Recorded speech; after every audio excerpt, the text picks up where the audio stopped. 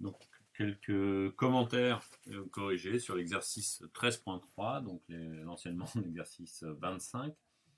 Donc en fait, on s'intéresse à une application qui va aller de C crochet X dans C crochet X.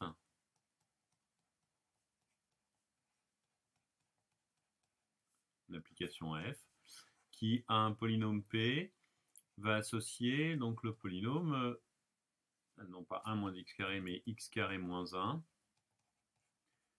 P' de x, moins 2x P de x. Alors, première chose à vérifier, ce qui n'est pas dit dans l'énoncé, je vous laisse le faire, ça ne devrait pas poser de difficulté. F est bien un endomorphisme de C crochet X, hein. Donc c'est-à-dire qu'il faut vérifier que f de alpha p plus bêta q est bien égal à alpha f de p plus bêta f de q. Ça ne présentera aucune difficulté puisque ici on trouve une somme et puis on va avoir des termes en p et p'. P', la dérivation est linéaire. Donc on aura du alpha p' plus bêta q' ici et puis alpha p plus bêta q de l'autre côté. Ceci étant dit, avant d'attaquer, et c'est en fait le point probablement le plus important, commencez par regarder le degré. L'exercice le propose. Donc le degré de f de p. Alors pour étudier le degré de f de p, on va partir de p et du degré de p. Donc on va dire que p c'est la somme de k égale 0 jusqu'à n, p sera de degré n, des ak x puissance k, avec à n différentes 0, d'accord, c'est-à-dire qu'on a bien que le degré de p est égal à n. Alors, partant de ceci, on va regarder le terme déjà de plus haut degré, ce qu'il en advient pour f de p. Alors, quand on analyse ce terme de plus haut degré, on voit que p', il est de degré n-1, p est de degré n, donc multiplié par x, on a de degré n plus 1, et puis là, on a multiplié par 1, reste de degré n-1 qui n'interviendra pas pour le terme de plus haut degré, et puis multiplié par 2, on a donc de degré n plus 1. Donc on se retrouve avec deux facteurs, deux termes de degré n plus 1 qui vont apparaître. Donc lorsque je vais calculer P', j'aurais peut-être dû l'écrire quelque part.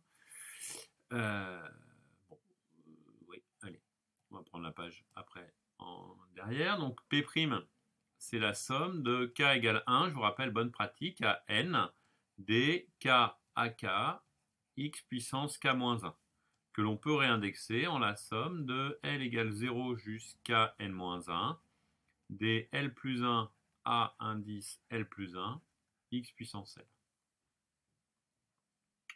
Alors, ces remarques-là nous permettent de calculer le degré de P, de f de P. Donc, f de P, ça sera, alors je vous rappelle la formule, hein, x-1 facteur de P' de x moins 2x P de x. Et donc, si je prends tous les termes de degré n plus 1 qui vont nous rester, j'ai un terme en n à n xn plus 1 qui intervient d'ici, et puis d'ici un second terme qui sera du moins 2 à n xn plus 1. Plus, et donc là, que des termes de degré inférieur ou égal à n. Et donc ceci nous donnera du n moins 2, à n, x n plus 2 plus des termes xn plus 1 de degré inférieur ou égal à n. Donc on obtient déjà que si n est différent de 2, le degré de fp est égal à n plus 1.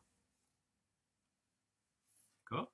premier résultat donc important puisque le fait d'être nul ou d'être de même degré va influer dessus.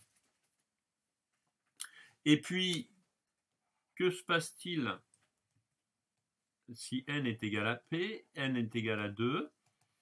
Eh bien, dans ce cas-là, on fait le calcul explicitement, c'est-à-dire p de x est égal à a2x2 plus a0x, a1x, pardon, plus a0, et on pousse le calcul jusqu'au bout, et donc f de p, c'est x2 moins 1 facteur de 2a2x plus a1, moins 2x facteur de a2x2